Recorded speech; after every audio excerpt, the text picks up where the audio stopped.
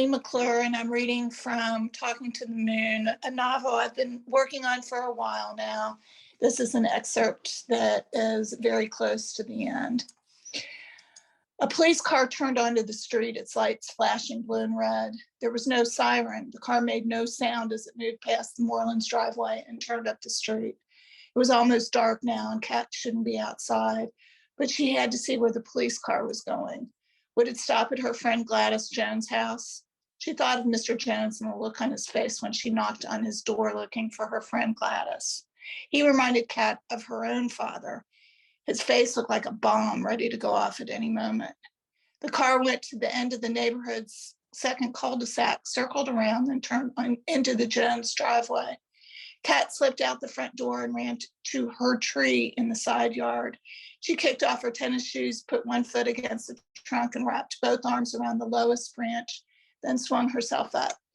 Moving quickly, she climbed as high as possible, then leaned against the trunk and watched. She had a bird's eye view of the Jones yard, driveway, and the street. Across from the Jones house, something moved. It was Kat's brother Daniel, standing behind the same tree the neighborhood children had been playing next to. Blue and red lights still flashing, the police car sat in the drive for a few minutes. Then, just when Kat thought it was all a mistake and the car would pull back out of the drive, two police officers got out, walked up the steps to the Jones front porch and knocked on the door. Porch light turned on and the door opened. Mrs. Jones opened the screen and stepped outside, holding the screen slightly open behind her. The porch light shone down on her and the officers as if they stood in a spotlight. One of the officers said something to Mrs. Jones, and she turned to call to someone behind her. Kat caught her breath. Was it Gladys? Geez, did Gladys do something to get her in trouble with the police? Kat knew her friend would be hurt and upset, angry even over Reverend King being killed, but would she have done something crazy? It was Leroy, Gladys's brother, though, who stepped up to the screen door and peered out at Mrs. Jones and the two policemen.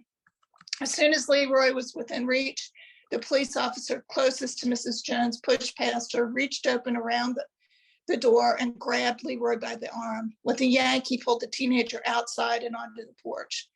Leroy said something to the officer, and in reply, the officer gave him a shove. Leroy tumbled backwards down the steps and into a bush next to the porch. By then, Kat's brother Daniel had stepped onto the sidewalk directly across from the Jones house. As Kat watched, Leroy turned and looked directly at Daniel. Before either boy said anything, Mrs. Jones cried out and tried to push past the other police officer who had stepped in front of the open door in order to block her way. As the police officer put handcuffs on him, Leroy didn't look back at his mother and he didn't look at Daniel. Watch yourself, boy. Leroy must have said something the policeman didn't like. One of the officers, the one who had handcuffed him, lifted a leg and kicked him in the knee. Crack. Kat, 3 doors down from where Leroy stood, heard the sound, then Leroy's half yell, half scream. Kat looked over to where her brother had been standing, but he wasn't there. She looked back to Mrs. Jones in the police car and realized Daniel had crossed the street and was in the Joneses' front yard now.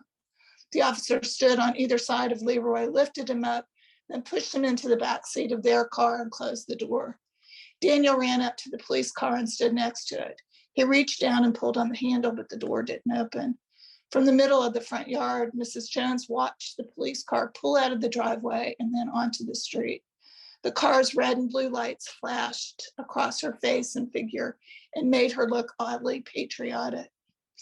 Without checking for a foothold, Kat stretched a leg down and began her descent.